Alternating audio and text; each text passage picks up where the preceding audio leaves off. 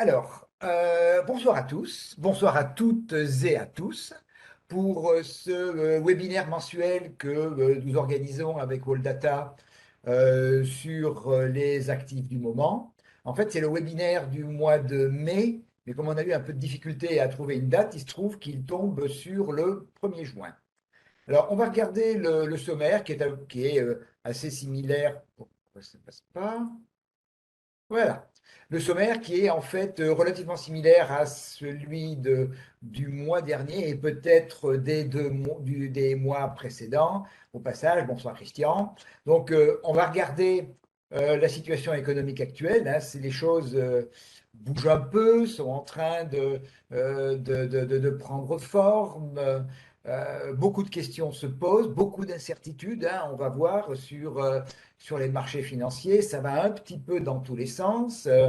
Il y a de temps en temps un peu ce qu'on peut appeler des portes de saloon. On regardera, donc la première partie sera plutôt macroéconomique. La deuxième partie, donc classique, la revue technique des marchés.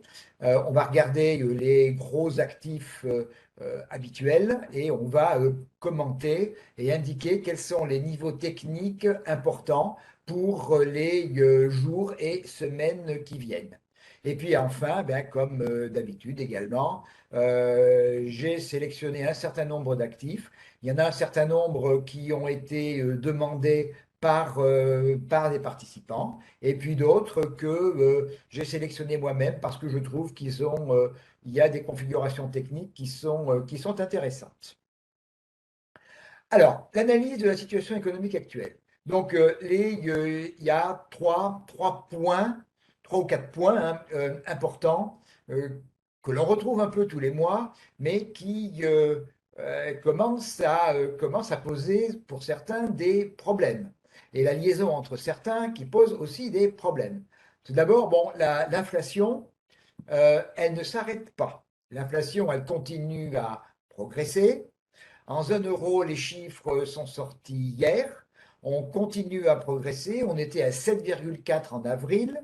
On est passé à 8,1 sur le mois de mai, alors que 7,7 était attendu.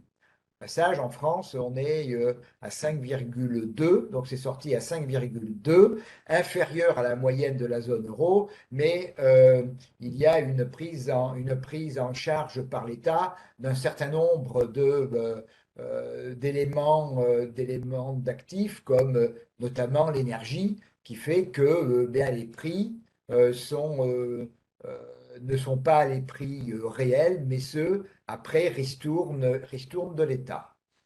Aux USA, on est à 8,3 en avril pour 8,5 en mars. Alors, petite baisse, ça ne veut pas forcément dire que on est au sommet. La question peut et pourra se poser de savoir si, eh bien, jusqu'où on pourra monter et est-ce que l'on s'approche d'un pic d'inflation. On va regarder derrière, je vais vous montrer un graphique et puis deux graphiques au total pour expliquer l'ensemble du phénomène. Donc, d'une inflation qui continue à progresser des deux côtés de l'Atlantique et des taux de croissance ben, qui, ils sont plutôt sur le reculoir. Aux USA, sur le Q1, donc le premier trimestre, on est à moins 1,5 pour moins 1,3 attendu. Et en zone euro, on est à plus 0,2 pour 0,3 attendu. Donc, on a eu effectivement des grosses baisses 2020 du fait évidemment de l'arrêt de la pandémie, de l'arrêt beaucoup d'entreprises donc, qui ont, excusez-moi le terme, plombé la croissance. Après la réouverture, évidemment, on est passé avec des statistiques qui étaient excellentes puisque on a compensé des périodes qui étaient mauvaises.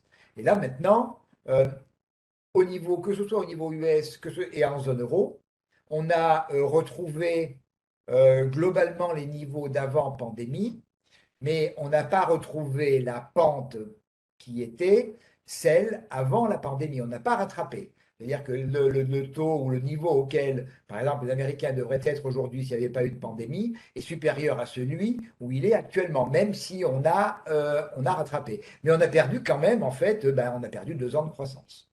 Alors en France, le problème est un petit peu, on est un peu à la traîne, hein, il faut le reconnaître, dans la mesure où on n'a pas atteint encore, nous, le niveau de croissance, on n'a pas rattrapé la perte au niveau de la pandémie. En Chine, alors, si tant est, comme d'habitude, que l'on puisse faire confiance aux chiffres chinois, les derniers chiffres annoncés pour le Q1 sont d'une croissance de plus 4,8, mais on attend un recul au deuxième trimestre du fait des confinements dont vous avez sûrement entendu parler et sur des grosses zones, hein. C'est des zones à coût de 20 ou 40 millions de personnes qui sont qui sont complètement enfermées, donc des entreprises qui sont totalement à l'arrêt.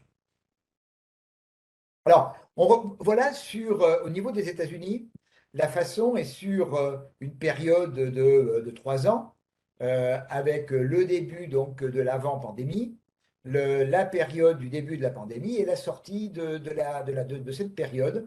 Comment évolue l'inflation? Alors, c'est des chiffres au passage que je vais souvent les chercher chez l'Institut Rexecode, donc que vous devez certainement connaître tous, ou une grande majorité d'entre vous. C'est un des principaux instituts de statistiques et d'études économiques que j'aime bien, et c'est vraiment de l'information de grande qualité et extrêmement bien présenté. Et il existe beaucoup, beaucoup de sources qui sont totalement gratuites. Alors, là, aux États-Unis, on voit la répartition entre les différents éléments. Tout d'abord, en orange, on appelle ce qu'on appelle le corps, c'est-à-dire l'inflation sous-jacente.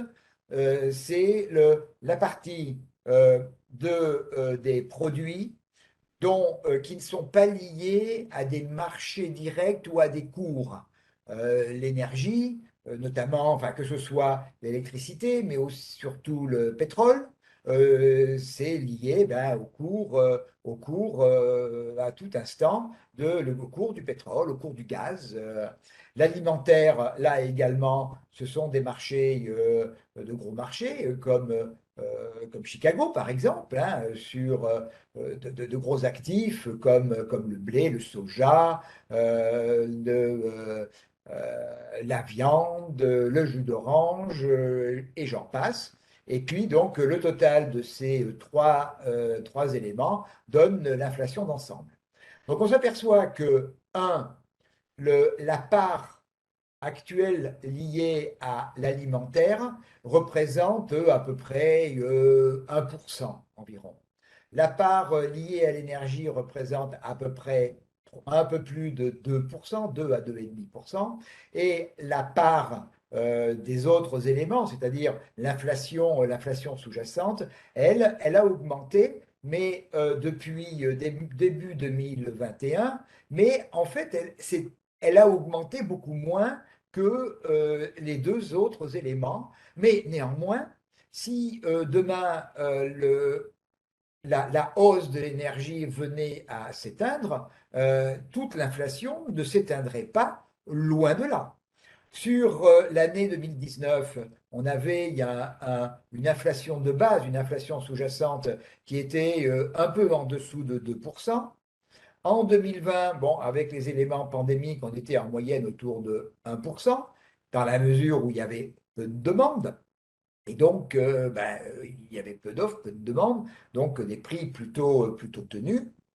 Et c'est depuis 2021 on a bondi, je dirais, presque d'un coup, d'un trimestre sur l'autre, où on est passé à 2,5%, et on est monté également sur les 2, 3 derniers trimestres à environ 4,5%.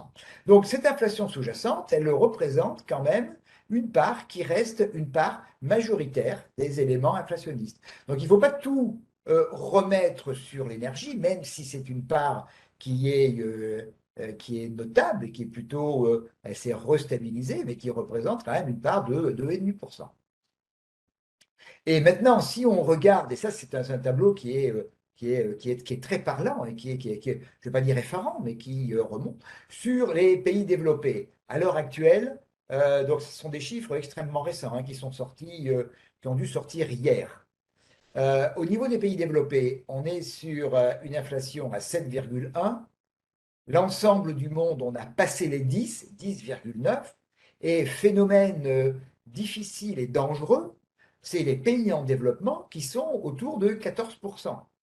Alors, les phénomènes qui se produisent et dont pâtissent tous les pays, mais encore plus les pays en développement, c'est que vous avez des matières premières qui, pour certaines actuellement, eh bien, euh, on ne sait pas véritablement si on va pouvoir les approvisionner. On parle en particulier des céréales avec les problèmes ukraino-russes.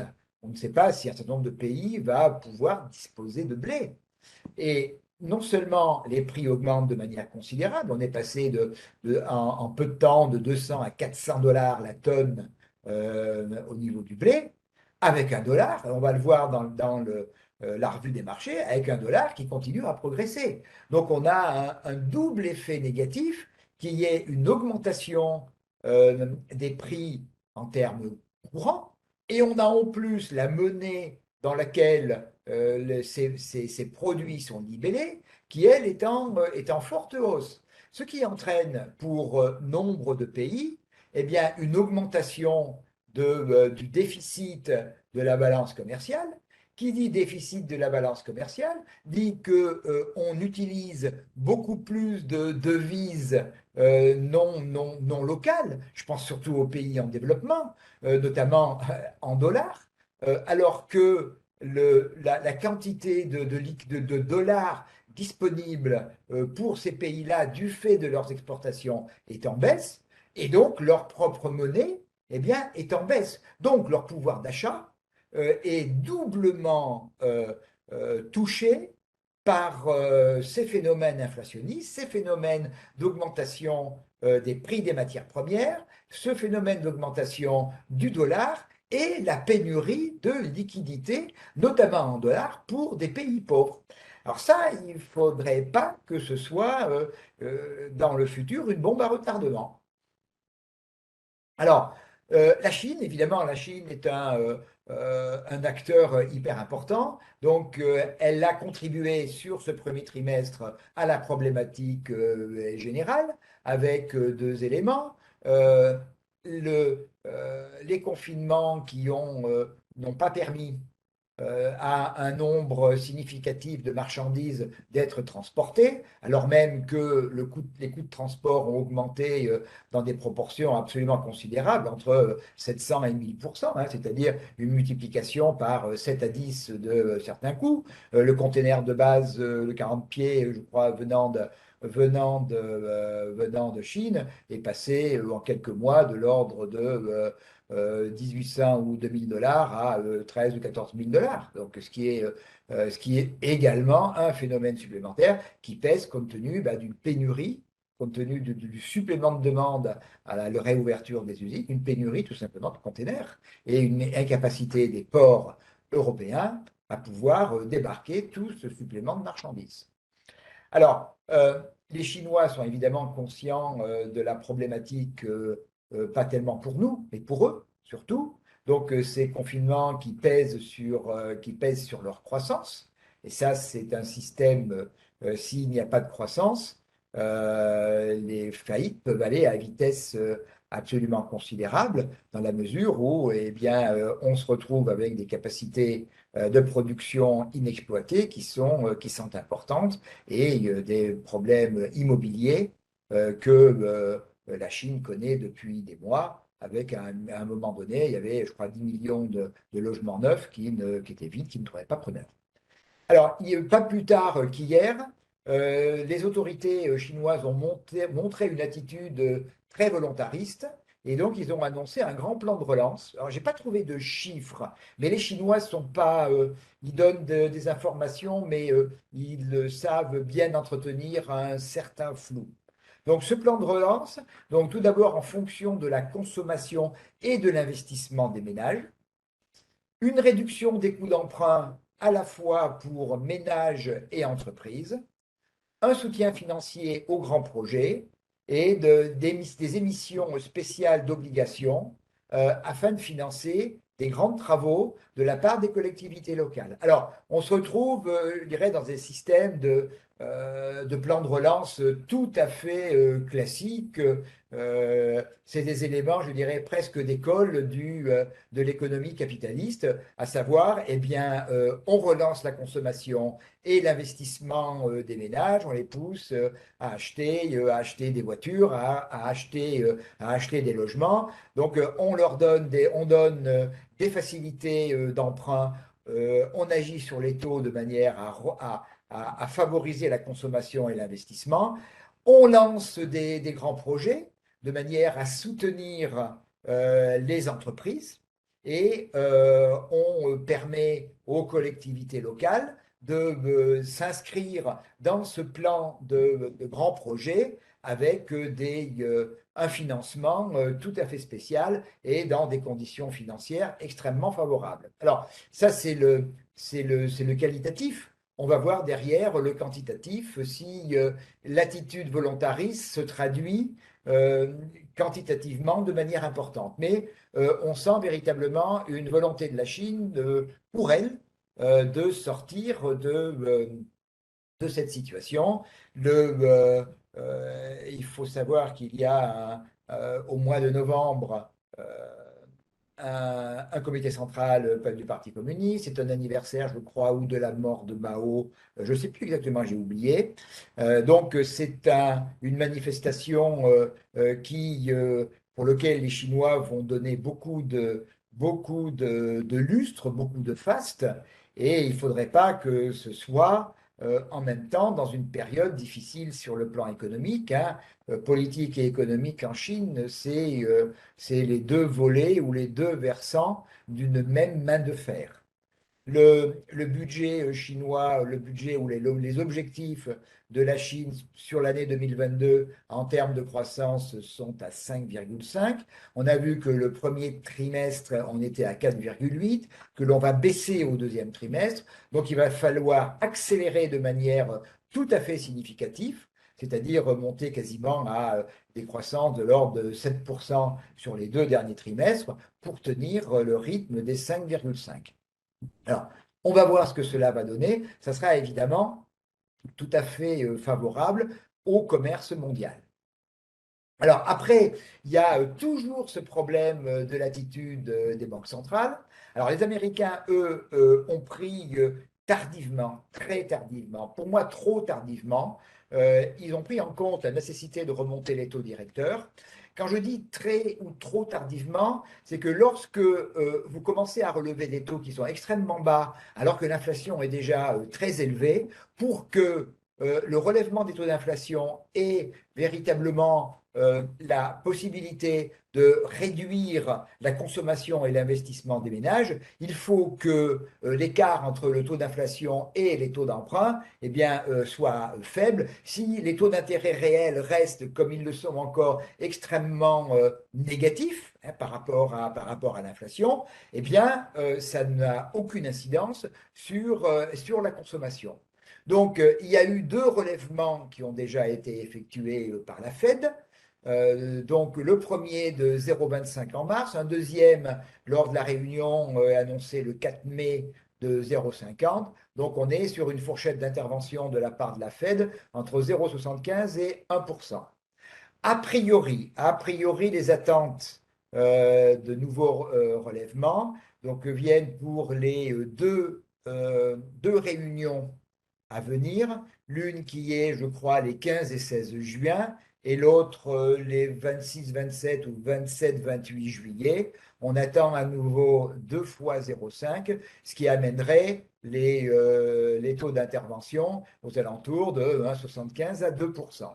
Au-delà, pour l'instant, la Fed navigue à vue et c'est en fonction eh bien, des éléments de croissance, les éléments de marché du travail qui est toujours extrêmement tendu aux États-Unis. On est revenu à un taux de chômage de 3,5% qui était celui avant la pandémie. Donc on a un marché du travail qui est tendu, qui est donc un facteur lui aussi de poursuite de l'inflation. Et puis, il y a un deuxième mécanisme que la Fed met en place, donc c'est le tapering, donc le quantitative tightening, donc qui est une réduction de la taille du bilan de la Fed. Voilà le bilan de la Fed, qui a été, en gros, il y a déjà eu des quantitative easing auparavant, hein, à la fin des années 2000, au début des années 2010, et avec un total de bilan qui, jusqu'à l'avant-pandémie, se baladait entre 4,2 et, enfin 4200, pardon, et 4600 milliards de dollars. Et vous voyez, à partir de la deuxième partie, enfin, oui, le milieu de 2019, on est passé quasiment en un an, on est passé de 4,2 à 7,4 trillions, donc de 4002 à 7400 milliards. Un peu plus tard, quasiment un an après, à 8,800, et on est actuellement à 9000 milliards de dollars. Alors donc, l'objectif, et c'est le deuxième outil dont dispose la Fed pour en fait refroidir le système économique, et toute la difficulté, c'est refroidir un peu de manière à ce que l'inflation baisse sans pour autant casser la croissance. Et là, c'est toujours des éléments et des jeux d'ajustement qui sont un peu expérimentaux. Donc, à partir du mois de juin, donc, la Fed entame donc la réduction de la taille de son bilan. Cela veut dire qu'au lieu de racheter ce qu'elle faisait actuellement, donc à la fois des bons du Trésor et des taux d'emprunt, hypothécaires, hein, des mortgage-backed securities, MBS. Donc, elle va au contraire, elle va remettre sur le marché ses actifs, ses bons du Trésor et ses créances, euh,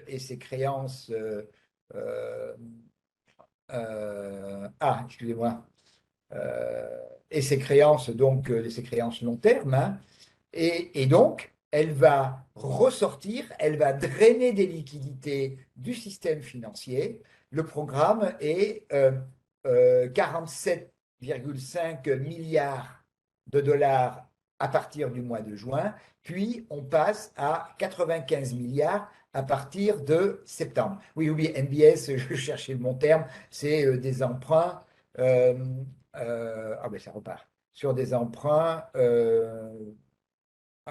basés sur des sécurités hypothécaires. Voilà, les emprunts, c'est hypothécaire. Voilà mon terme, j'ai du mal à le trouver. Donc, on est rentré dans un phénomène, dans un mécanisme, donc à la fois de hausse des taux et d'assèchement des liquidités auprès du système financier.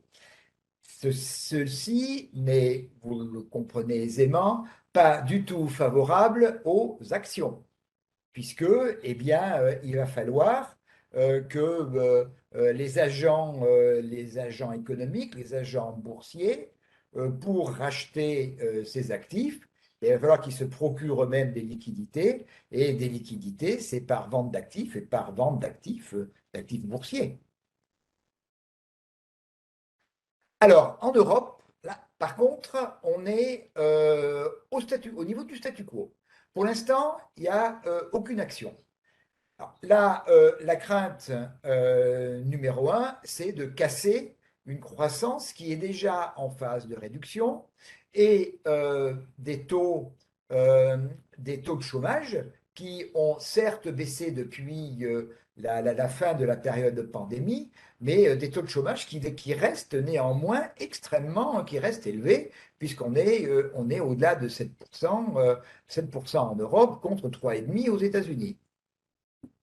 Et en plus, il y a, je dirais, un peu des phénomènes d'aubaine. Des taux d'intérêt bas, donc, favorisent un euro bas par rapport au dollar, donc un euro-dollar qui est toujours plutôt en baisse. On est descendu, on va le voir tout à l'heure, jusqu'à 1,05. On est plutôt entre 1,06 et 1,07 aujourd'hui. Et donc, un euro faible face au dollar améliore la compétitivité des entreprises européennes. Et par contre, et on l'a déjà dit tout à l'heure pour l'ensemble des pays, mais renchérit le coût des importations, notamment énergétiques, nivellées en dollars.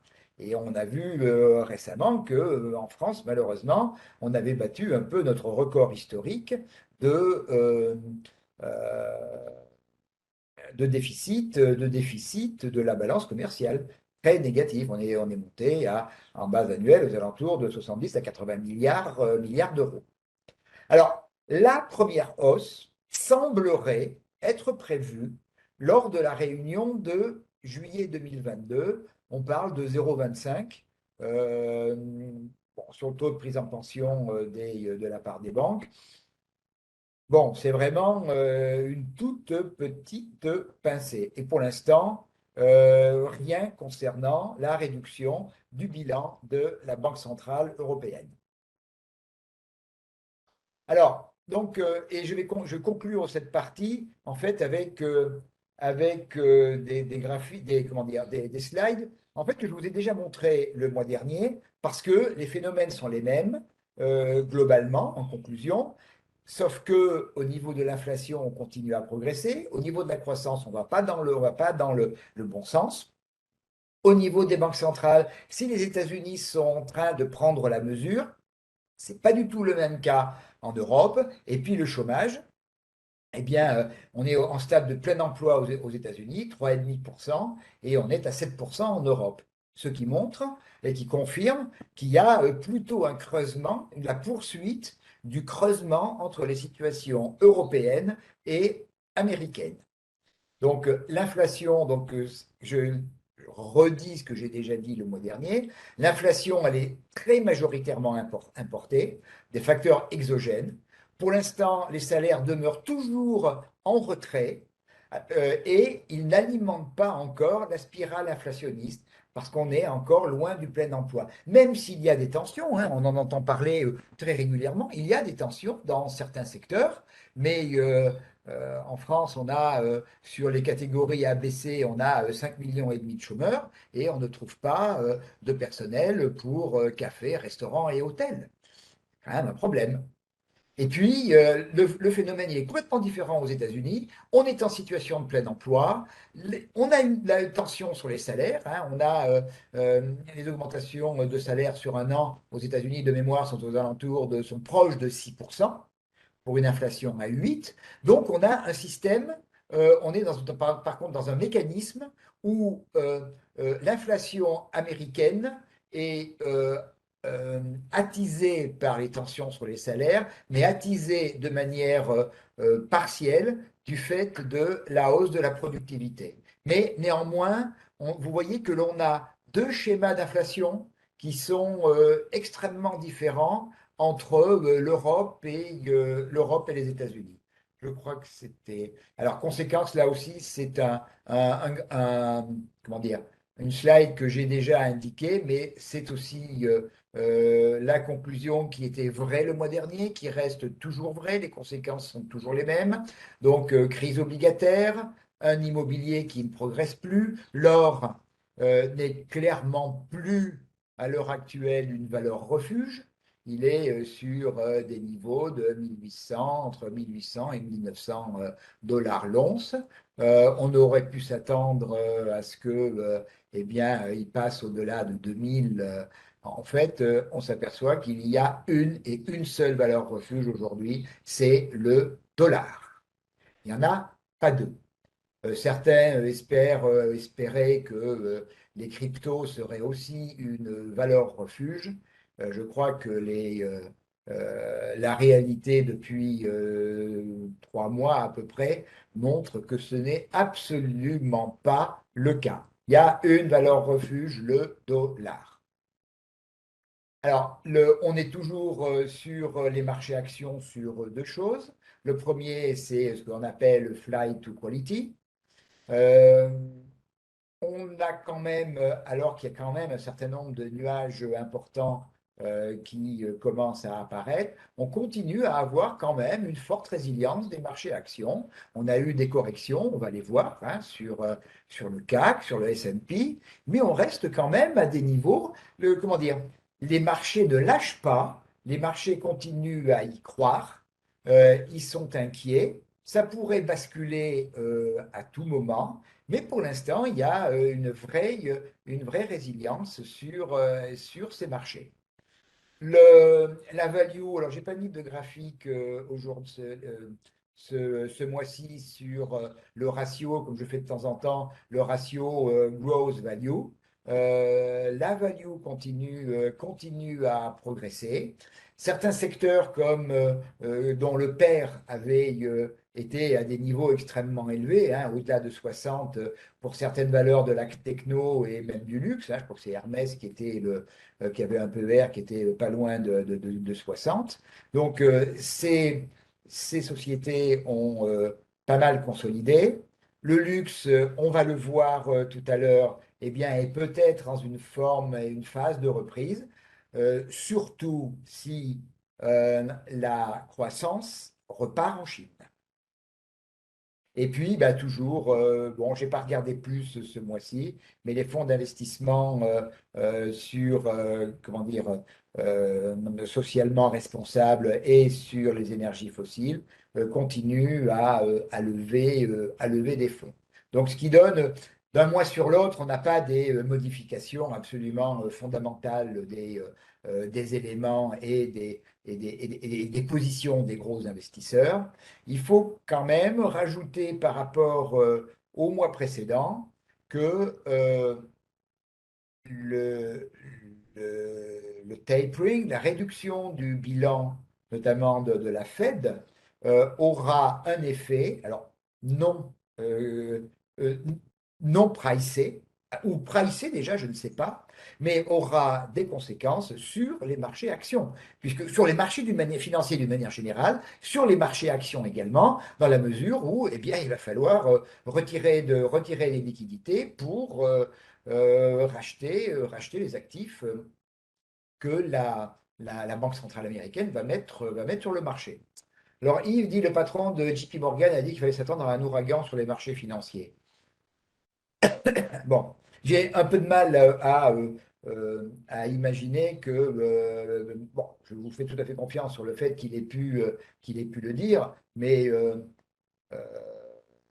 c'est pas trop son intérêt de le dire, hein, puisque ça voudrait dire pour tous les comptes qu'il a en gestion, d'expliquer aux gens qu'il faudrait qu'ils sortent. Mais on a un risque, hein, on a un risque, il l'a dit aujourd'hui.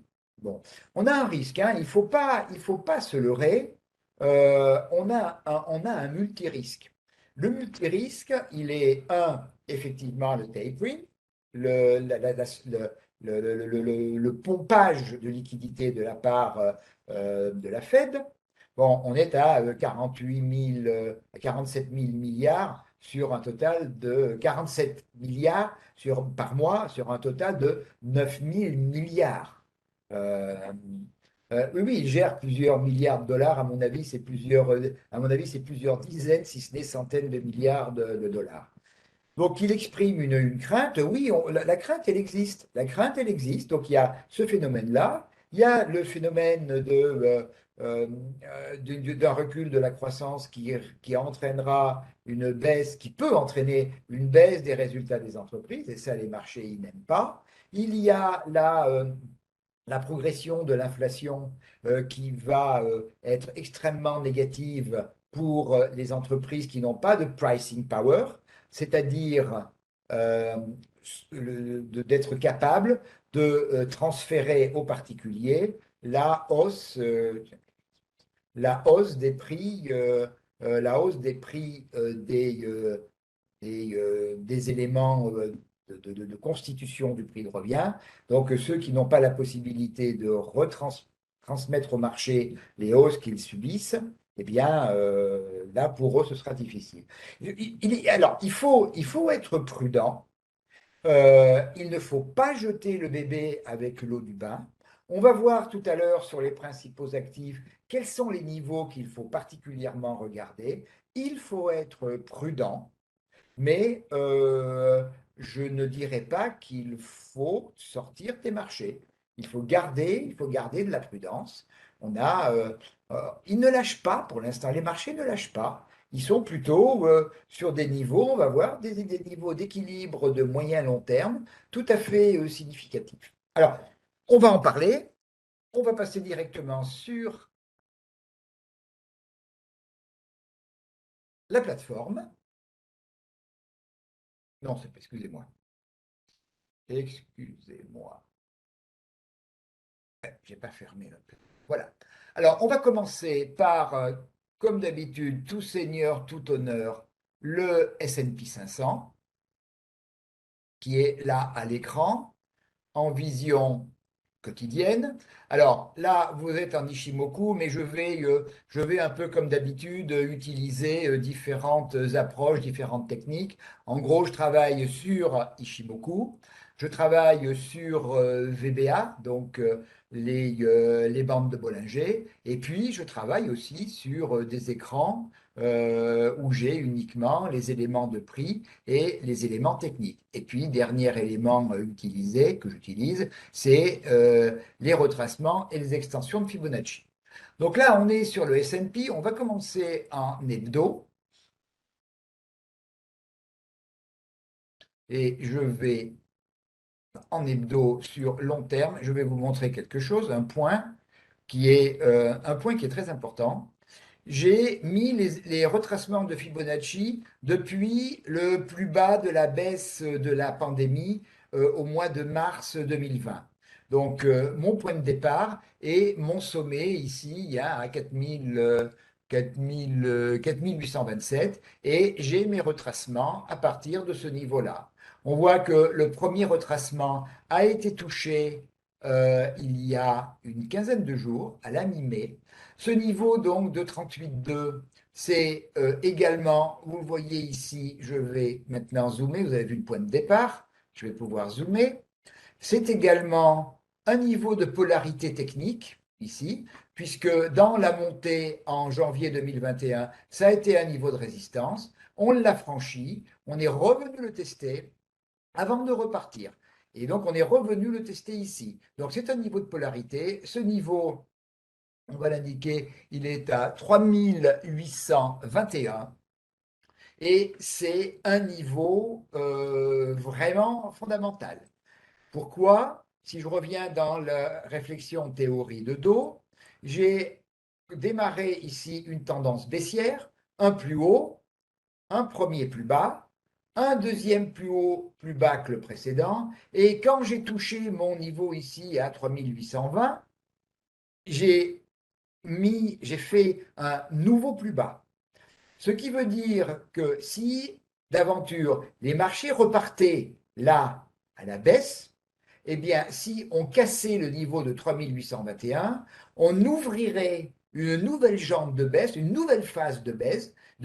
Là, ce serait un point inquiétant. Donc là, il faut vraiment suivre, avoir vraiment à l'esprit, marquer quelque part ce niveau de 3820, il est vraiment fondamental. C'est le bord de la falaise, si on peut s'exprimer ainsi. Et donc, si effectivement on venait à le casser, on a juste en dessous le 50% qui est à 3000, je me rapproche parce qu'il s'est écrit petit, 3513. Et vous voyez qu'également, c'est un niveau technique important. Ça a été un niveau de résistance en août 2020 dans la montée. On a consolidé, on est reparti.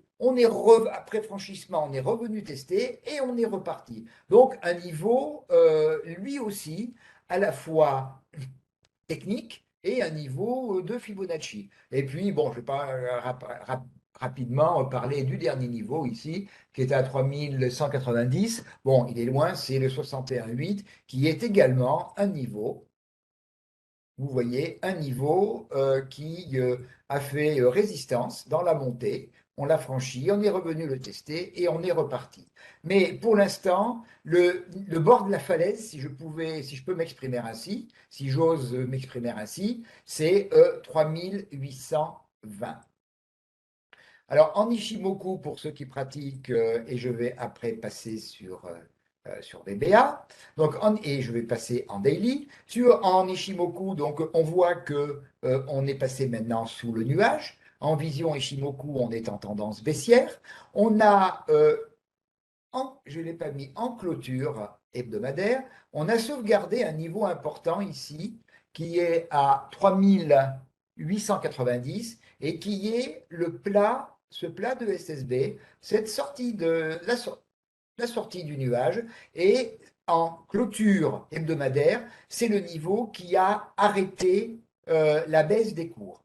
Et quand on est dans cette situation, généralement, on assiste, je dis bien généralement, c'est pas toujours, hein, il n'y a pas de règle qui fonctionne à 100%, on assiste ou on peut assister à une reprise, une consolidation de la tendance baissière, et on remonte en général le long du bas du nuage vers le prochain niveau et le gros niveau également de résistance, qui est ici, on ne le voit pas, mais c'est la Kijun, ici plate en weekly, et ici un plat de SSB. Donc c'est un plat de SSB Kijun, c'est un niveau extrêmement important, c'est 4313. Donc la condition nécessaire pour que on reparte vers le haut, c'est déjà de pouvoir refranchir 4313. Et le niveau qui invalidera la tendance baissière, c'est lorsque ce dernier plus haut, ici, on en est loin, hein, à 4640, 4000, oui, 4640, si on franchit 4640, on aura totalement invalidé la tendance baissière. Je vais maintenant passer en daily et on va, voilà, et puis je vais passer avec, donc en VBA, et on va regarder un peu plus finement ce qui se passe sur le S&P. Alors, on a dans la période de baisse, hein, qu'on a vu surtout sur le support que l'on a touché au milieu du mois de mai, on a fait un premier rebond. On est revenu sur ce niveau de 4080, on est reparti à la baisse et on est reparti vers le haut. Donc on a, à partir du moment où on a franchi ce niveau-là, donc on a franchi 4088 exactement, on a ouvert ce qu'en analyse technique on appelle une structure de double creux. Et l'objectif de la structure de double creux, c'est le report vers le haut de la distance entre les deux plus bas et le niveau le plus haut donc la ligne de coût, en fait, ici. Et ce qui nous donne un niveau à 4348, qui est juste au-dessus du niveau fondamental dont je vous ai parlé tout à l'heure, qui est 4313. Ça, c'est le premier élément. Le deuxième élément, on voit qu'on est dans une période de baisse sensible de la volatilité. Les bandes de Bollinger sont en train pas encore tout à fait de se mettre à plat, mais toujours encore plutôt de se fermer. On a la bande de Keltner haute et la bande de Keltner basse ici sont à l'extérieur des bandes de Bollinger, ce qui veut dire que tant qu'elles ne seront pas passées à l'intérieur, la probabilité ou l'espoir de franchir ce niveau, ici, hein, ce niveau de 4222, sera un peu difficile. Donc on est pour l'instant dans une phase d'attente, dans une phase un peu hésitante. Il faudra regarder la clôture ce soir, parce que si effectivement on reste sur ces niveaux-là, eh bien on sera en train de créer ici une structure de retournement de ce mouvement qui s'appelle une étoile du soir. Et si effectivement, eh bien, on redescendait, on reviendrait, et le risque, c'est de revenir vers l'origine du mouvement, c'est-à-dire de revenir vers 4900. On n'en est pas là, mais on est plutôt actuellement sur une vraie phase d'hésitation. Dans la foulée, on va regarder le CAC. Donc, pourquoi j'ai changé de page? Non, il doit être ici, le CAC. Euh, Eh bien, où est-ce qu'il est, mon CAC? PX1, je l'ai. Voilà. Alors, le CAC, on va pareil, on va revenir en Ishimoku et on va revenir, on va rester en daily. Non, non, on va rester en daily, c'est très clair. Non, pardon, on va passer en weekly, excusez-moi. Excusez-moi. Je vais vous montrer une chose en weekly, en hebdo. Voilà, je vais zoomer très largement. C'est pour vous montrer notamment ce gros niveau ici de 6568 qui est pour les pratiquants d'Ishimoku, vous voyez, c'est un plat de Kijun qui est très long, qui a déjà mars, avril, mai, qui a déjà 3 mois, et un plat de SSB à venir. Cela veut dire, même pour ceux qui ne pratiquent pas Ishimoku, qu'on a pour la période à venir, peut-être pour les mois à venir, on a un niveau fondamental de 6570 qui est un niveau autour duquel on risque de tourner. Et c'est ce qui s'est produit après la baisse qui a démarré, déclenché en début d'année. Vous voyez qu'on est venu trouver un support sur le bas du nuage. Ça, c'est très bien. C'est ce que l'on souhaite. Et vous voyez que depuis, eh ben, on passe au-dessus, on passe en dessous, mais on reste toujours autour de ce niveau de 6570. On voit qu'une rupture de 5714 entraînerait la sortie de ce plat de nuages et serait un message négatif qui serait lui aussi extrêmement dangereux. Parce que pareil, on a fait un plus haut, un plus bas, un nouveau plus haut. Si on arrivait à faire un nouveau plus bas, c'est-à-dire si on cassait, pour être plus précis encore, 5760 et casser le plat de nuage 60 points en dessous, eh bien, on relancerait une nouvelle phase de baisse. Donc, il faut vraiment que vous gardiez en mémoire ce niveau de 6570. On voit déjà en weekly une oblique baissière qui a été construite, hein. J'ai 1 point, 2 points, 3 points. Donc, 3 points, j'ai une oblique baissière qui est totalement validée en hebdo. On va passer en daily. Je vais commencer par zoomer un peu. Je suis là en Ishimoku, on revoit notre oblique baissière. Alors, on voit que plusieurs choses. On retrouve ici notre niveau fondamental ici de 6570. On voit qu'il y a 2 jours, lundi, on a ouvert un gap haussier et on a testé ce niveau de 6570 et regardez ce qui s'est produit suite au test. Donc on a ouvert, eh bien là aussi, une structure technique qui est une structure d'étoile du soir. On a clôturé tout à l'heure à 6418. On est exactement sur ce niveau-là, ce plat de Kijun qui a fait résistance il y a à peu près 3 semaines, qui a fait support ici, qui a fait résistance. Sur le plan technique, c'est un niveau d'analyse technique classique, un niveau de polarité, c'est lui-même un niveau important, 6424. Alors, si on l'a cassé, mais c'est toujours le jour d'après qui est important, hein. Si on casse ce niveau de manière plus significative, eh bien derrière, on a un niveau de support à la fois technique et Ishimoku à 6345 ici. C'est donc ce plat, j'aurais pu l'indiquer d'ailleurs, j'aurais pu le tracer. Voilà, c'est donc la Kijun actuelle, et vous voyez que c'est une zone qui a fait support ici. C'est une zone qui a été enjambée par le biais d'un gap baissier il y a moins d'un mois. Donc c'est le niveau suivant. Et après, eh bien, on a ici un gap qui est toujours ouvert. Donc c'est un support tout à fait intéressant entre 6204 et 6200. Non, pardon, pas 6000, 6190 pour moi, non? Non, non, 6200, pardon, 6204, 6234, il y a 30 points, pardon, excusez-moi. Donc, voilà les niveaux en cas de poursuite du rejet à la fois par l'oblique baissière et par ce niveau extrêmement important de 6570. Voilà les deux niveaux qui seraient, au cas où on casse ce plat ici à 6424, eh bien c'est 6343 et la zone à la fois support et le gap, 6200, 6210, 6240. On va regarder maintenant l'eurodoll. On va d'abord passer en hebdo. Alors, on voit que l'on est à l'intérieur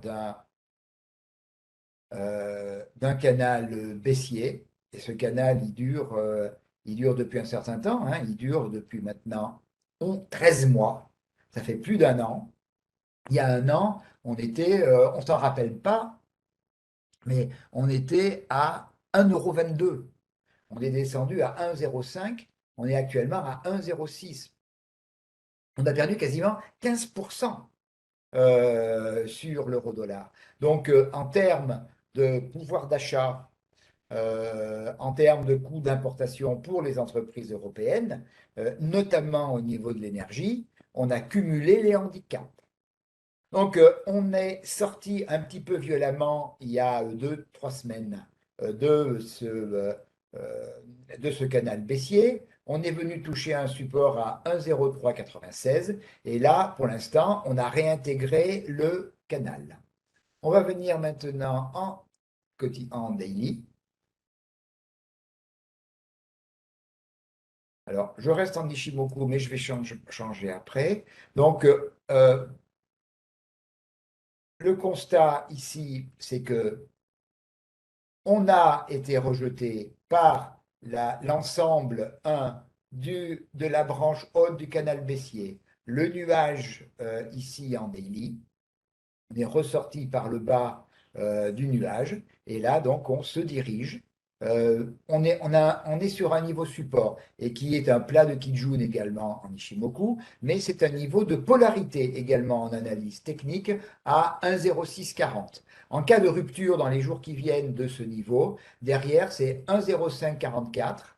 Et ben, si on ressort, qui est à peu près dans les jours qui viennent, c'est à la fois le niveau de support et le passage de l'oblique baissière, et en dessous, revenir sur 1,0396. Alors l'or, on va passer en hebdomadaire rapidement. Pardon.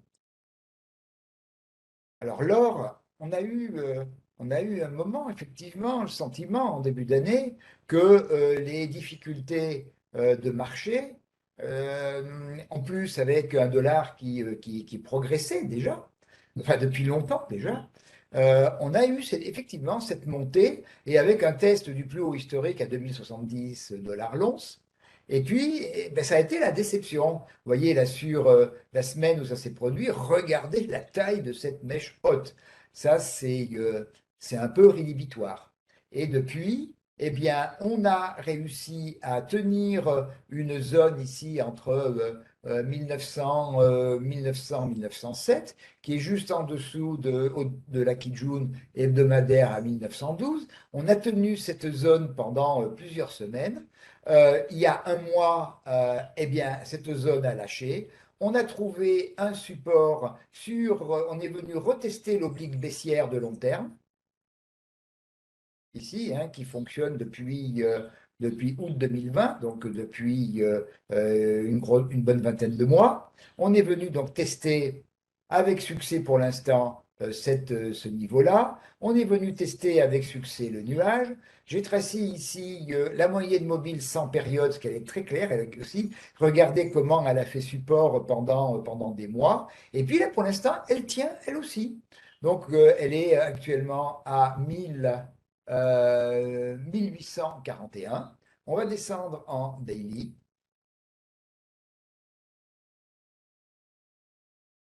Voilà. Alors, pour ceux qui font Ishimoku, on est dans le cadre d'une tendance baissière, donc qui est la dernière partie de la tendance qui part de plus haut que l'on a vu en hebdo. Et on est à l'heure actuelle un peu dans une situation d'attente.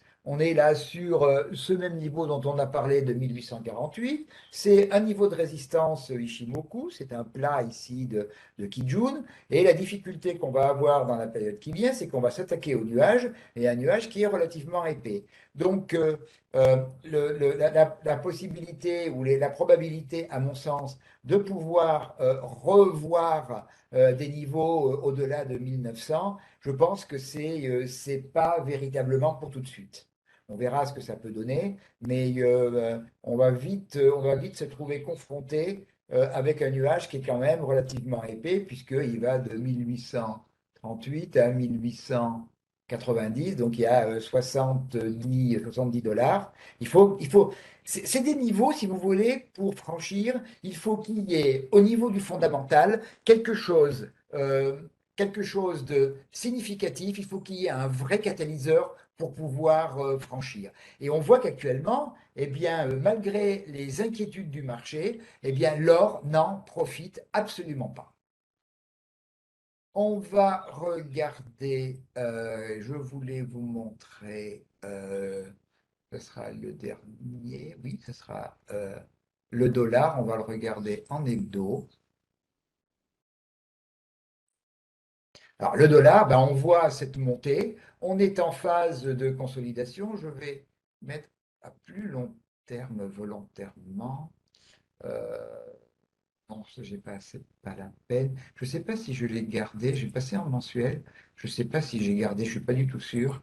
J'avais, non, un schéma que je voulais. Non, je ne l'ai pas. C'est pas très grave parce on s'est totalement éliminé. Donc, on regarde quand même en hebdo. En hebdo, ben, le dollar index, lui, alors à un moment donné, bon, on est arrivé quand même dans une zone de surachat quand même relativement violente. On est en train de consolider. On est quand même sur des niveaux globalement élevés, au-delà de 100, au-delà de 101, 102. Alors, qu'est-ce qui commencerait à devenir dangereux? La rupture ici de la Kijun à 99 à 100 serait un premier niveau d'alerte. Cela voudrait dire que on réintégrerait le canal haussier. Ce qui n'est pas un drame en soi, hein. On est dans une situation de survente, de surachat, pardon. Donc, on casserait la situation de surachat en revenant tout simplement à l'intérieur du canal haussier. Et c'est plutôt si on cassait l'oblique basse de ce canal haussier, si on cassait un niveau Ishimoku important ici, qui est à 97,57, qui est un plat de SSB et de Kijun, là, et c'est un niveau également qui a été un niveau de résistance. On l'a franchi ici, on est quasiment revenu le tester un petit peu au-dessus, pas beaucoup, avant de repartir. Donc la rupture de 97,57, là, commencerait à marquer que le dollar ne joue plus véritablement son rôle de valeur refuge. Mais on est encore et toujours sur des niveaux de dollar index qui restent quand même très, très élevés. Alors Jean-François dit, pour l'or, sait-on si les banques centrales en vendent, les Russes notamment? Alors, je n'ai pas vu personnellement l'information comme quoi les Russes en vendaient, ce qui est tout à fait, je vous fais confiance, mais c'est tout simplement à un moment donné, eh bien que, notamment pour les Russes, c'est qu'il faut se procurer des liquidités pour acheter pour importer de l'ensemble des biens qui sont nécessaires avec une économie qui a été touchée. Il est clair que les banques russes sont dans une situation délicate et qu'il y a un problème de trésorerie. Alors, la vente d'or, même massive de la part des Russes, ce n'est pas ça qui, tout seul, va résoudre leurs problèmes de liquidité. Mais ça en fait partie et on est quand même sur un bon niveau, hein. L'or, on est autour de 10 850 dollars, l'once, c'est quand même un bon niveau.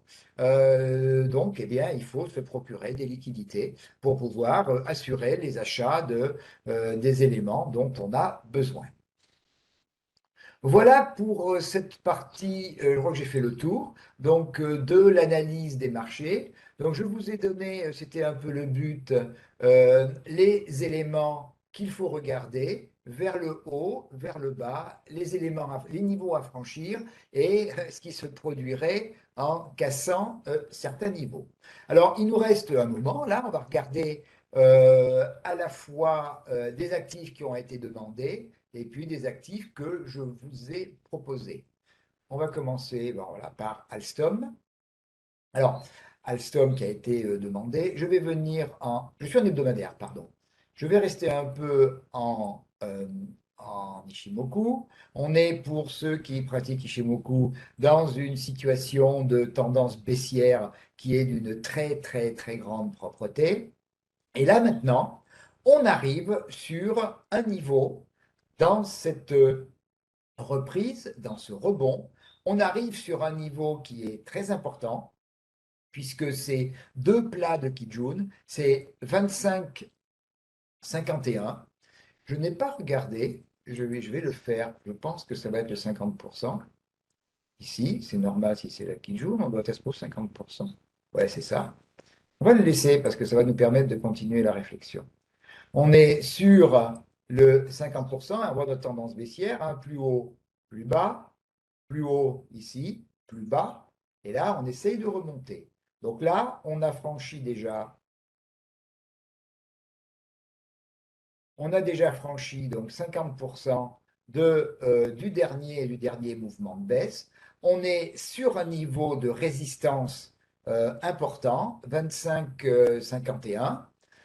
Si on franchit, eh bien, le niveau au-dessus, c'est 27,88. C'est à la fois un beau niveau de support ici et c'est le 61,8 de retracement de Fibonacci.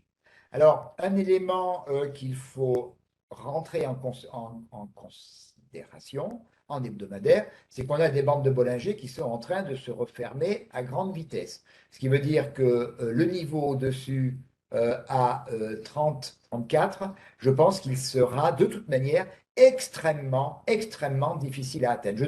À titre personnel, je pense qu'on n'y arrivera pas. Mais bon, après, c'est les marchés qui décident, hein. Donc je suis, du moins, à titre personnel, je suis pessimiste sur le fait de pouvoir y arriver. Je vais passer en daily, en journalier. Et là, on est donc sur une poursuite du rebond. On est sur une poursuite du rebond. En Ishimoku, on voit que l'on est sur un niveau, lui, extrêmement important également. Ce même niveau ici dont on a parlé, ce niveau de 25,51, puisque c'est, vous voyez, ce gros nuage qu'on n'a pas pu franchir euh, en direct, parce que, eh bien, l'écart, il fallait passer de 21 à 25,50, donc il fallait prendre 25%. Un petit élément pour ceux qui travaillent en Ishimoku, quand on a des nuages épais comme ça, ce qui est souvent le cas, quand on arrive vers les fins de tendance et que le mouvement ne continue pas et qu'on s'approche du nuage, euh, il est souvent ce nuage très, très, très difficile. J'aurais tendance à dire que rares sont les cas. Je crois que récemment, il y a eu Valeo qui est venu me démentir, mais rares sont les cas où on arrive à franchir par le haut. Pourquoi? C'est que cet écart ici, il marque le fait que précédemment, on a eu une grosse baisse. Ce gros nuage, c'est tout simplement la conséquence de la grande baisse. Et si les cours ont autant baissé, passant ici en gros, de 34 euros à 16 euros, c'est-à-dire une division par deux de la valeur de l'action, il ne faut pas imaginer que ça va être en quelques jours ou même en quelques semaines que l'on va, par miracle, baguette magique, revenir à 34 euros. Si on a baissé autant, c'est qu'il y avait des raisons qui étaient des raisons tangibles, des raisons. Je ne me rappelle plus sur Alstom exactement les raisons, mais quand on a des baisses aussi importantes, quand les gens sortent le papier du portefeuille, quand les grosses mains n'en veulent plus, cela veut véritablement dire qu'il y a soit un problème de marché pour l'entreprise, soit un problème de gouvernance, soit des comptes qui ne sont pas clairs. Donc, pour pouvoir rattraper une baisse aussi rapide, puisque l'action a quand même perdu 50% de sa valeur entre la fin janvier et le début mars, c'est-à-dire en un mois et demi, cette action a perdu 50% de sa valeur. Donc, il va falloir du temps pour que les fondamentaux de l'entreprise se rétablissent. Alors, c'est vrai quand on est en Ishimoku, mais c'est vrai d'une manière générale. Pour pouvoir rétablir une baisse aussi forte, il va falloir que les marchés montrent, que l'entreprise montre au niveau de ses fondamentaux qu'elle est en train de remonter. Et on voit en daily que l'on est sur ce niveau de résistance que je vous ai indiqué en weekly à 25,51, c'est en daily et en Ishimoku un niveau de résistance extrêmement, extrêmement important. Et au-dessus, on retrouve bien entendu les niveaux que je vous ai indiqués tout à l'heure. Si je regarde maintenant en VBA, avec les bandes de Bollinger, là, on a en daily, donc là, on a une orientation qui est positive pour le moment. On est peut-être à la fin du cycle, hein, puisque vous voyez, on était très largement au-dessus des bandes à plusieurs reprises. Et là, ben, on retrouve, hein, bien évidemment, le fait que sur ce niveau de 25,50, on coince, on cale. Il faudra surveiller si le coincement, je ne sais pas si c'est un terme vraiment bien beau, se perpétue. On aura la bande de Bollinger haute qui risque de repasser à plat et de se retourner. Et là, ça marquera que eh bien, ce mouvement, du moins cette impulsion qui a démarré début mars, eh bien, elle sera terminée. Donc, à suivre avec ces différents outils. AXA, je vais passer en weekly. Pardon, excusez-moi, je n'ai pas appuyé où il fallait. En hebdo. Voilà. AXA en hebdo. Là, je vais rester, on peut rester, on regardera peut-être Ishimoku. Donc, on a également une situation qui est tout à fait intéressante. Donc, on voit là une tendance haussière et on a les resserrements et les ouvertures des bandes de Bollinger. On a eu un tout petit resserrement ici, hein, au mois de décembre. On n'est jamais passé en dessous de la moyenne mobile 20 périodes, donc ce qui était un élément qui militait très largement pour que le mouvement reparte, ce qui a été le cas. Et là, eh bien, on a trouvé une zone de résistance que j'aurais pu noter. Je vais la noter en clôture, elle est ici, à 28,39. Et depuis, consolidation. On est revenu trouver le niveau qui a été ici le départ de cette impulsion haussière. On est revenu consolider et on va regarder donc le dernier mouvement.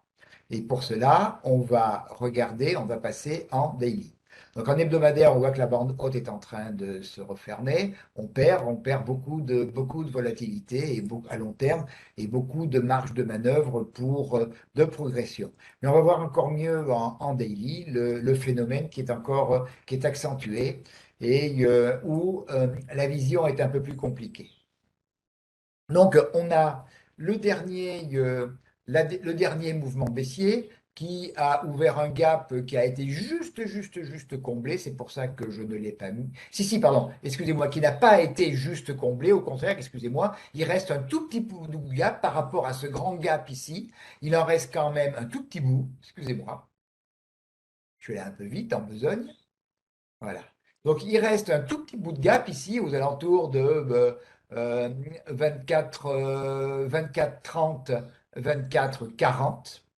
Sur le dernier, on voit également que dans ce dernier mouvement baissier ici, entre 21 avril et 9 mai, on a commencé par ouvrir un premier gap ici, le 25 avril, aux alentours de 26,50. Un deuxième gap tout à fait significatif. Et pour l'instant, on essaie de reprendre ce deuxième gap aux alentours, donc 24,30, 24,40. On est dans une situation pour l'instant pour moi qui est bloquée. Elle est bloquée parce que on a nos bandes de Bollinger qui sont en train de se refermer violemment. Et statistiquement, je dirais à 95% minimum de probabilité, il est très compliqué de franchir une bande comme ça qui est aussi pentu. Donc, il va falloir attendre que la bande haute revienne se mettre à plat, la bande basse également. Donc, moi, j'anticiperais plutôt pour AXA, dans la période qui vient, une phase de consolidation. Alors, avec autour de. Alors, on a bloqué également, là, j'ai mis, pardon, les retracements de Fibonacci sur ce rebond. Ce rebond, il s'est arrêté à 38,2. Il n'y avait vraiment pas l'énergie au niveau d'AXA de repartir vers le haut. Donc, on va. Alors, exactement quels sont les niveaux sur lesquels on va rester? Moi, je pense que c'est au plus haut on peut, éventuellement revenir tester. Avant que la bande de Bollinger se mette à plat, on peut revenir tester 24,40, ça ne va pas être très facile. Et effectivement, la possibilité ou le risque c'est de revenir vers 22,10, 22,20 et de rester dans la zone autour de la bande basse. Donc c'est pas très facile à dire comme cela, mais je pense que vous comprenez le mécanisme que j'essaye de montrer.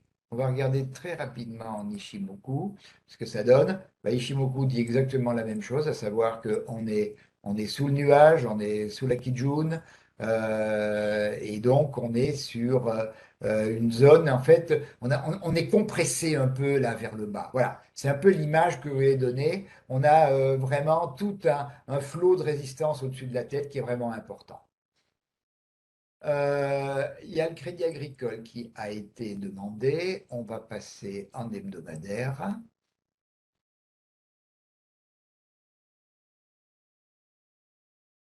Alors, oui, en hebdomadaire, excusez-moi, on peut rester. Voilà, on a le même schéma.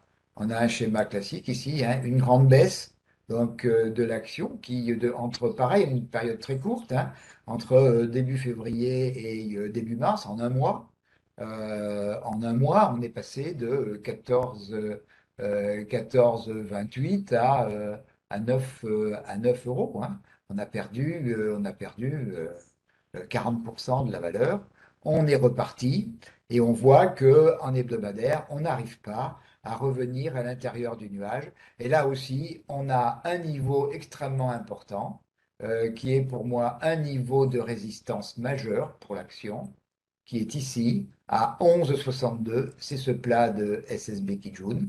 Vous voyez, c'est un niveau qui a servi de support ici, support ici. On est revenu pratiquement le tester. On n'a pas réussi, après l'avoir cassé, on n'a pas réussi à revenir. Donc, c'est vraiment celui qui nous ferait basculer en territoire plus amical. On va passer en daily.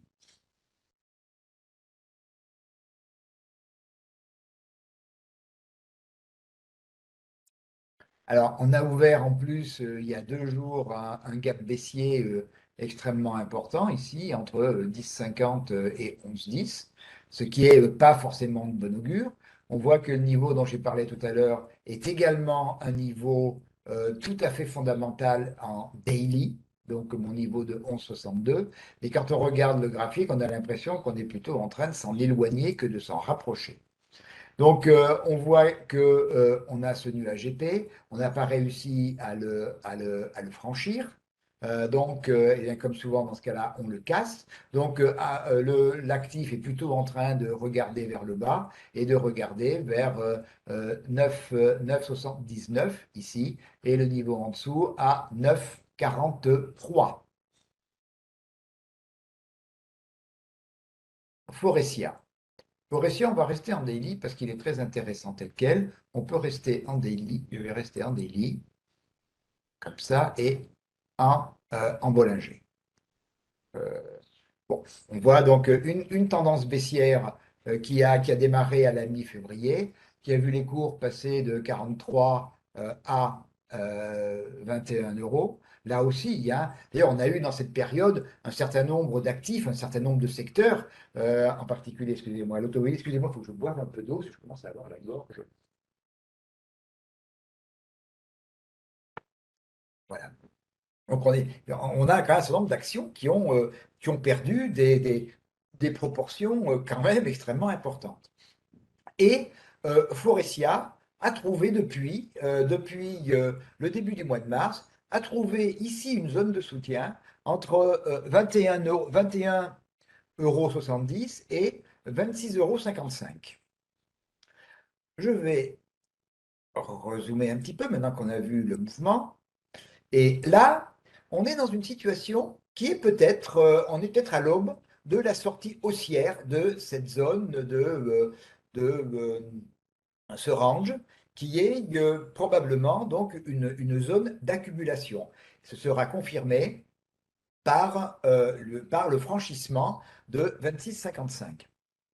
Chaque fois qu'on est venu, les points précédents, chaque fois qu'on est venu tester le haut de la zone, vous voyez que derrière, les vendeurs sont venus immédiatement contrer, ont vendu 26,55 une première fois, ont vendu ici 26,55 une deuxième fois, et ils l'ont vendu, ils ont ramené les cours au bas de la zone. On a eu un petit bear trap ici, il y a quelques jours, hein, qui nous a amené à 16,75. Et depuis, on est en train de repartir vers le haut avec un certain nombre d'éléments qui sont positifs. Le premier, c'est que eh bien, vous n'avez pas ce phénomène où les vendeurs viennent de manière violente vendre la zone des 26,50. Donc peut-être que les vendeurs ont renoncé, première possibilité. La deuxième, on voit que l'on a eu une impulsion en 2 jours, les 25 et 26 mai, on a eu deux impulsions importantes qui ont retourné la bande Bollinger haute, qui nous ont permis de rester plusieurs jours au-dessus de la bande de Bollinger. On est en train, là, ici, de revenir consolider sur un petit niveau que je peux tracer. On reconsolide notre mouvement actuel, voilà ici, sur 24,97. Et c'est dans les jours qui viennent, qu'est-ce qui va se passer? Si on casse ce niveau de 97, mon optimisme se baisserait énormément. Et si on cassait le niveau ici, mais on serait presque en bas déjà, de 22,35, le mouvement serait terminé. Donc là maintenant, eh ben, l'objectif c'est de franchir 26,55. Si on franchit, donc on a plusieurs niveaux d'objectifs qui sont des objectifs techniques, et puis il y a également des objectifs donc, de résistance, et puis il y a également la règle, lorsque on sort d'un range, l'objectif de sortie du range, c'est la projection vers le haut de la hauteur du range. C'est ce que j'ai indiqué ici avec les segments rouges. Donc, premier niveau objectif 30-14, deuxième niveau résistance plus objectif de sortie du range 31-32, et le niveau encore au-dessus 32-52. On va regarder Hermès, on va rester en daily. Voilà. Alors là aussi, depuis le mois de décembre, et même d'ailleurs, la baisse, elle s'est déjà amorcée un peu avant, mais surtout depuis le mois de novembre, où on voit les cours sont passés de 1 670 € à peine 1000, je crois, de mémoire, ouais, 984, on va dire 1 000 €. Donc on a perdu là également 40% en 5 ou 6 mois. Alors, par contre, il y a des choses intéressantes sur Hermès, oui, également. Donc, vous voyez la création d'une oblique baissière, un point de contact, deux points de contact, trois points de contact, quatre points de contact, cinq points de contact. Donc, c'est une oblique qui, pour l'instant, est véritablement une résistance dynamique extrêmement efficace. Je vais zoomer et je vais regarder ce qui s'est passé depuis quelques semaines. Donc, on a la dernière impulsion baissière a commencé début avril, hein, quand on était aux alentours de 1320. Et puis, ben, on est venu donc tester ce niveau qui est juste à 1000. Donc, on a un premier test, on a euh, un rebond, on est revenu tester la zone. Et donc, on a, lors du franchissement, ici, il y a quelques jours, du 30 mai, hein, il y a 2 jours, en début de semaine, hein, lorsqu'on a franchi en ouvrant un gap, ici, aux alentours de 1100, de 1000, 4000, excusez-moi, autour de 1100, oui. Autour de 1100, on a ouvert un gap et on a franchi, comment dire, on a franchi la ligne de coup d'une structure de double creux que l'on a validée. Alors, je ne l'ai pas tracé, je ne l'ai pas tracé, je vais le faire tout de suite, je vais le faire rapidement.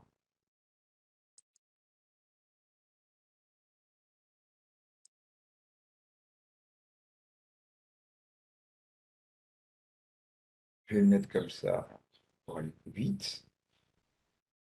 Voilà.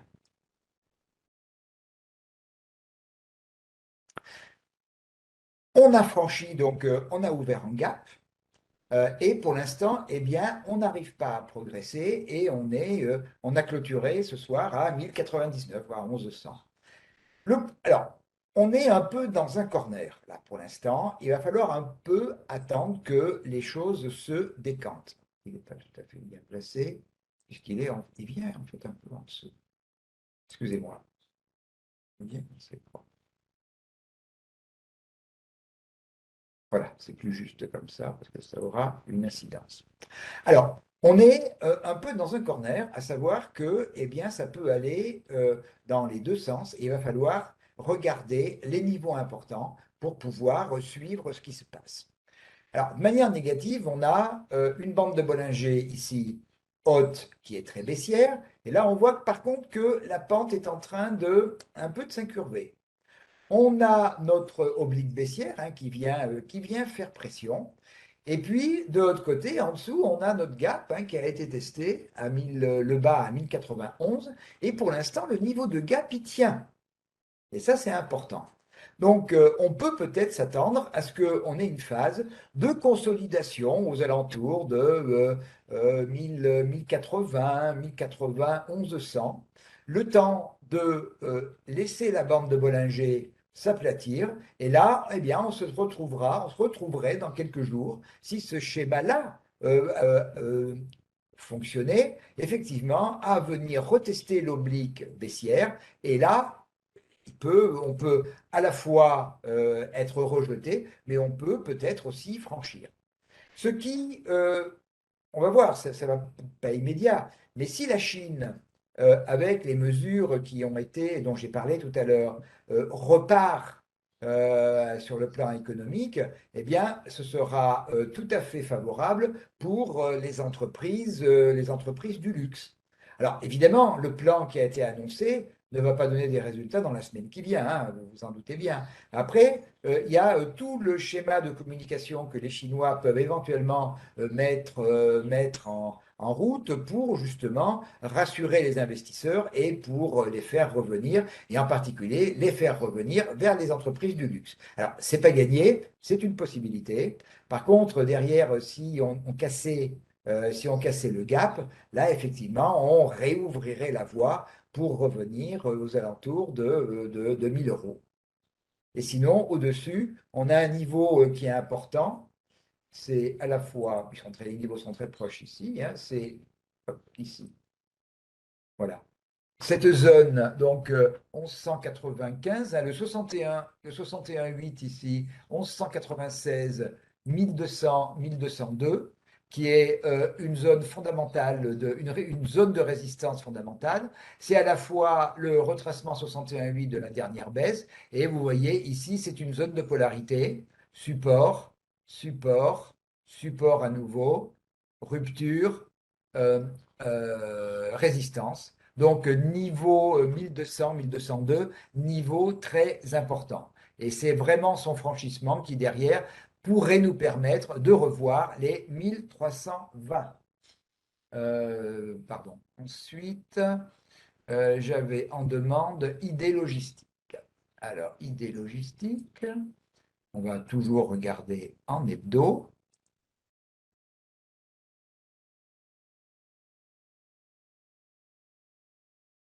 Donc, on voit qu'on a... Ah, excusez-moi. Bien, on est en weekly. Oui, voilà. Ah. On a une tendance haussière qui date de longtemps, de loin.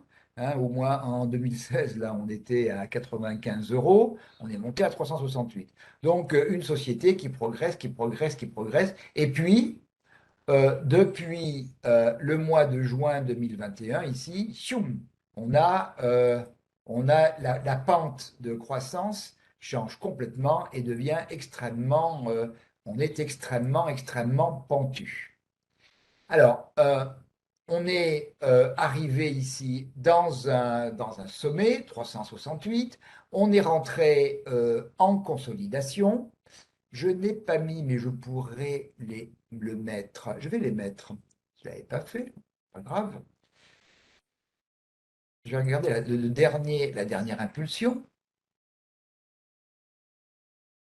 Voilà, c'est un peu ce que je pensais. Voilà. Donc, on est maintenant sur une zone tout à fait charnière. On est, vous voyez, sur une zone support, donc autour de 275 euros. On a après gros mouvement hebdomadaire où on est resté pendant 1, 2, 3, 4, 5, 6, 7, 8 semaines, 2 mois, on est resté pendant 2 mois au-dessus des ventes de Bollinger. Donc ça, c'est vraiment une grosse dynamique. Première consolidation ici, mais on reste au-dessus de la moyenne mobile 20 périodes. On vient faire un nouveau plus haut et on revient derrière et on revient à nouveau tester cette zone des 275 euros. Donc, elle, c'est une zone charnière et c'est le retracement à 61,8 donc de la dernière impulsion dont j'ai parlé tout à l'heure. Donc, c'est une zone qu'il faut absolument tenir. Si on ne la tient pas, eh bien, c'est retour vers cette zone-là, cette zone de support ici en dessous à 244, donc 30 euros en dessous, donc qui est une zone forte. Hein. Ça a été résistance, résistance, résistance, et elle a été véritablement zone de résistance entre janvier 2021 et juillet 2021. Donc pendant 6 mois, on a bloqué sur ce niveau de 244. Donc en cas de rupture de 275, eh bien on viendrait certainement revoir 244 dans un premier temps, et derrière, eh bien, cette zone également ici de support autour de 217, 220 euros, et zone dans laquelle je vais même aller jusqu'à inclure à 210 euros la zone de départ de notre mouvement. On va descendre en quotidien. Voilà. Et le quotidien ne nous donne pas une vision extrêmement sympathique. Vous voyez qu'on finit un dernier mouvement baissier. Les bandes de Bollinger sont en train de se refermer. Ça veut dire également que le niveau au-dessus ici, ce niveau de polarité, puisque c'est un niveau qui a fait support, qui a fait résistance, donc 291 niveau de polarité, eh bien la bande de Bollinger haute est déjà en dessous, elle continue à être baissière. Donc, dans la période qui vient, franchir 291 dans le rebond, à mon avis, va être très compliqué. On a une vraie zone de résistance ici entre le 50% qui est à 280, combien? Je dis mal, 287, 8. Donc une petite zone 288, 291 qui va être une zone de résistance et qui permettra peut-être d'attendre que la bande haute puisse se retourner et qu'on ait éventuellement les opportunités de revenir chercher les niveaux que l'on a vus au-dessus tout à l'heure, 304 et 339. Et puis je crois qu'il me reste est-ce qu'il me reste un dernier? Oui, il y a Ruby. Voilà. C'était le dernier que je voulais vous montrer. Je voudrais vous le montrer en hebdomadaire d'abord. En hebdomadaire, je voulais le montrer. Attendez, je réfléchis 2 secondes. Je réfléchis 2 secondes. Je voulais vous le montrer en Ichimoku. Alors, on regarde. Voilà.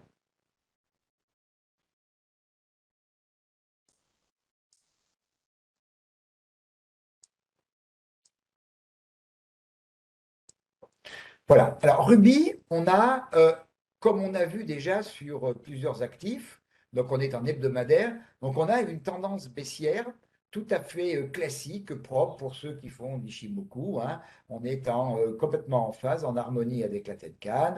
On a une tentative de franchissement de notre Kijun ici, échec, on repart. Et puis là, on a trouvé une structure, une situation de support entre 24,60 et 24,90 euros qu'on a venu tester une fois, qu'on est venu tester deux fois, qu'on est venu tester une troisième fois. Et là, on repart depuis 6 ou 7 semaines. On repart vers le haut, mais on a deux problèmes. Le premier, à 27,90, 28 euros ici, on a la Kijun ici, qui en plus est un niveau de résistance technique. Donc on a la Kijun et surtout juste au-dessus, juste au-dessus, on a le nuage. Ce qui veut dire déjà que allez déjà rechercher la zone 29,35, 30,36, ça risque d'être déjà un peu compliqué. Et à court terme, ou je dirais dans les jours ou les quelques semaines qui viennent, ça me paraît être le niveau le plus élevé, sauf bonne nouvelle économique particulière, hein, bien évidemment, le niveau que on doit pouvoir franchir. Alors, vous voyez, quand expliqué ben, cette période de baisse, euh, la Ruby n'y arrive pas. Ruby n'y arrive pas. Ce niveau de 30,36, il a été une zone un range dans la baisse. On est venu le rechercher, on n'y est pas arrivé. Donc, véritablement, Ruby est un peu confiné, je vais dire au sens très large, dans une gamme très large entre 24 et 30 euros. Et on a le sentiment que, en plus, avec ce nuage extrêmement épais, ça donne pas une bonne, comment dire, une bonne vision haussière, malgré ben, quelques semaines qui sont favorables. On va descendre en daily. Alors, c'est pas très favorable, mais quand on arrivera dans la zone 29,35, 30,60. Mais on peut encore progresser en daily. On va voir ce qui se passe. Alors, attendez, voilà. Je suis en Ishimoku parce qu'on a justement une réponse très intéressante. On est ici sur un niveau de plat de SSB Kijun à 27,86 €. C'est un niveau également, pour ceux qui ne font pas d'Ishimoku, c'est un niveau de polarité. C'est un niveau qui a fait support dans cette zone-là au mois de février. C'est un niveau qui a été travaillé avant de rompre au mois de mars. C'est un niveau c'est un niveau également que, eh bien, on tente à l'heure actuelle de franchir. Donc, que ce soit en Ishimoku ou en analyse technique classique, 27,86 est un niveau très important. Notre lagging span ici, elle a franchi, elle est en train probablement de venir retester le niveau, et si elle part, eh bien, on a les niveaux au-dessus que l'on a vus tout à l'heure en hebdomadaire comme résistance et qui se trouve déjà à l'intérieur du nuage hebdomadaire à 29,35 et 30,35. Donc, on peut tout à fait avoir un schéma, par exemple, hein, de ce type-là.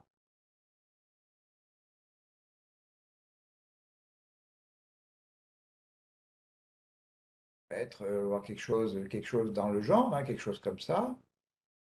Revenir tester ici, puis repartir éventuellement vers ce niveau-là.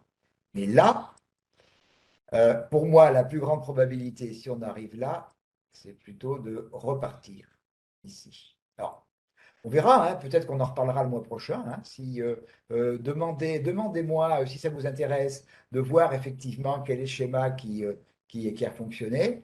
Redemandez-moi Ruby et on verra, c'est intéressant de voir ce que cela a donné.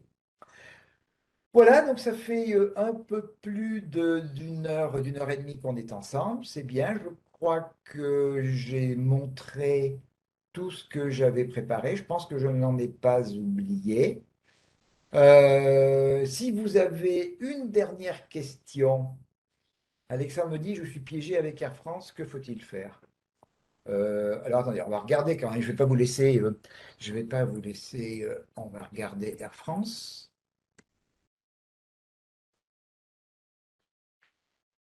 Qu'est-ce que c'est que ça? Qu'est-ce que c'est que ça? C'est pas Air France, ça?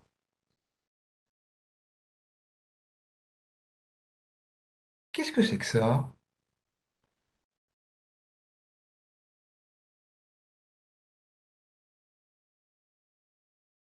Non, c'est des Air France KLM. Euh, oui, augmentation de capital, oui, je sais, mais c'est par rapport à ça, parce que c'est pas un actif que je regarde bien souvent. Oui, il y a eu cette annonce d'augmentation de capital. Oui, d'accord, ok. Alors,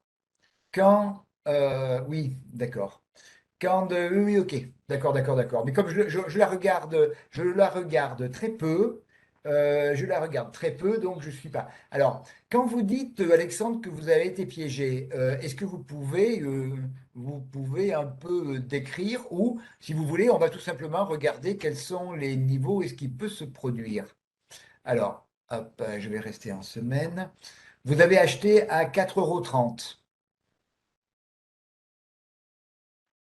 Euh, le problème de l'augmentation de capital, c'est que, et c'est pour ça qu'il y a des bons, des bons de souscription, et évidemment, ça dilue énormément. J'espère au moins que vous avez vendu quand même, est-ce que vous avez pu vendre vos bons de souscription? Ce qui a pu, ou, euh, comment dire, arrêter un peu le problème. Alors, Air France. Air France, on est venu rechercher donc un niveau ici. On est venu rechercher une zone à 2,17 sur laquelle on se replie. On se replie vers ce niveau-là. Donc c'est celui qu'il faut attendre là maintenant en support donc à 1,72. Je crois qu'aujourd'hui, quand effectivement on est dans cette situation, donc soit on amortit le choc par eh bien, la vente de ces droits de souscription, et à ce moment-là, on récupère un peu de la dilution qui vous est tombée dessus. Euh, En fait, cette augmentation de capital, cette dilution, marque effectivement la grosse problématique d'Air France. Et comme toute grosse problématique de fondamentale, eh bien, on ne va pas la régler comme cela. Et je pense que, après, tout dépend combien vous en avez. Tout dépend combien vous en avez. Euh, Si vous avez, comment dire, une somme qui est forte, eh bien, si vous avez vendu vos droits de souscription, ça peut vous permettre un peu de vous alléger. Soit vous décidez, eh bien, tant pis. Mais 2 000 €, vous me dites 2 000 €, mais je ne connais pas la taille de votre portefeuille, donc je ne sais pas si ça correspond pour vous à une position forte, une position importante, ou si ça correspond à une petite position. Si ça correspond à une petite position, eh bien, ou une position, euh, comment dire, qui ne vous met pas en péril au niveau de votre portefeuille, eh bien, vous la laissez dans un coin et puis, bien, vous attendez les beaux jours. Moi, j'ai eu, à titre personnel, le même phénomène avec Thales. Je me suis retrouvé piégé à 78. Et puis, j'avais acheté dans la montée à l'époque à 110. Et puis, ben, j'ai eu la bonne surprise, il y a quelques semaines, eh bien, de repasser positif. Il m'a fallu 2 ans et demi ou 3 ans. Bon, ça représentait 5 ou 5%, 4 ou 5% de mon portefeuille. Bon, eh bien, je l'ai laissé dans un coin. Je suis pas sûr qu'il y ait grand-chose à faire maintenant, qui est de l'oublier, l'oublier et d'espérer que, eh bien, effectivement, cette augmentation de capital va améliorer sensiblement euh, la situation financière de l'entreprise. Si effectivement, bien, on a un été qui semble aller vers euh, une grosse fréquentation au niveau avion. Si la Chine arrive à repartir et si effectivement le trafic avec la Chine et l'Asie du Sud-Est repart, eh bien, il faudra compter sur l'amélioration de la santé d'Air France pour que vous puissiez eh bien, retrouver votre mise. Vous me dites, et là c'est le dernier point que l'on regarde, je vais regarder GTT, mais c'est vraiment le dernier. L'Oréal, eh écoutez, vous me posez la question pour le mois prochain, Alexandre. GTT, GTT.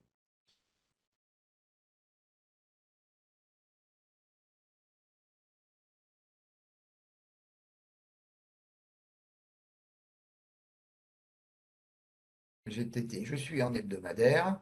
Bon, c'est vrai que là, c'est une que je regarde très peu, hein, parce que j'ai pas les niveaux, j'ai pas mis les niveaux récents. Donc, on a une zone ici. Je vais passer en daily pour mieux positionner les supports. Hop, si, ça s'appelle. Hop,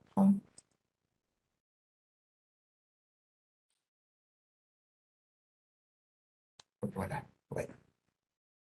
Alors, GTT. J'ai ici une zone hyper importante. J'ai ici une deuxième zone hyper importante et j'ai ici une troisième zone par là hyper importante. Voilà, c'est trois zones qui doivent vous permettre baliser, de baliser ce qui se passe, au moins sur le plan technique actuel. Donc vous voyez que, bon, on a eu un mouvement, hein, on l'a vu, un mouvement extrêmement puissant, et aussi extrêmement puissant, et puis, bien, bon, ben, on est en consolidation.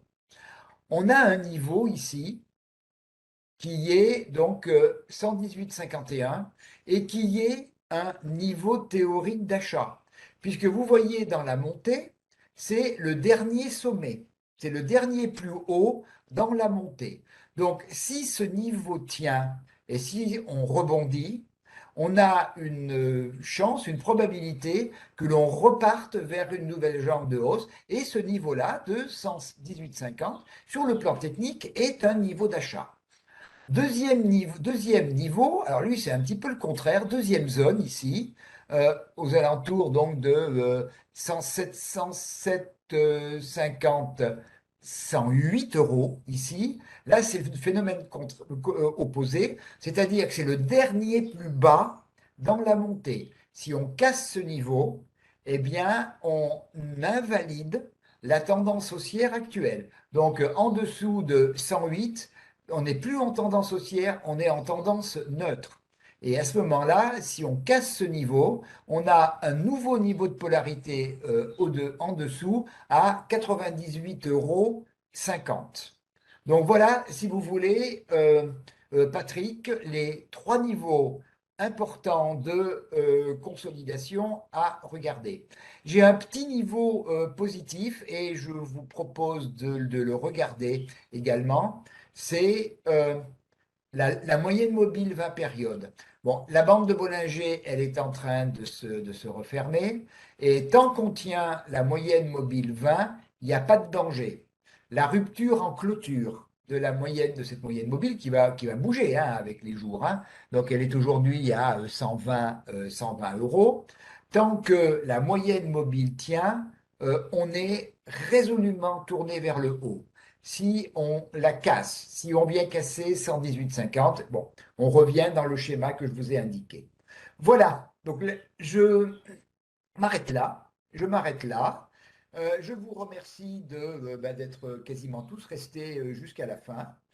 Ça fait chaud au cœur de savoir qu'on travaille pour des gens qui sont intéressés. Donc, ça fait partie aussi du plaisir que j'ai de faire ces émissions avec vous, de répondre à vos questions. Donc, bon appétit, bonne soirée, et puis à la prochaine émission dans quelques semaines. Bonsoir à tous.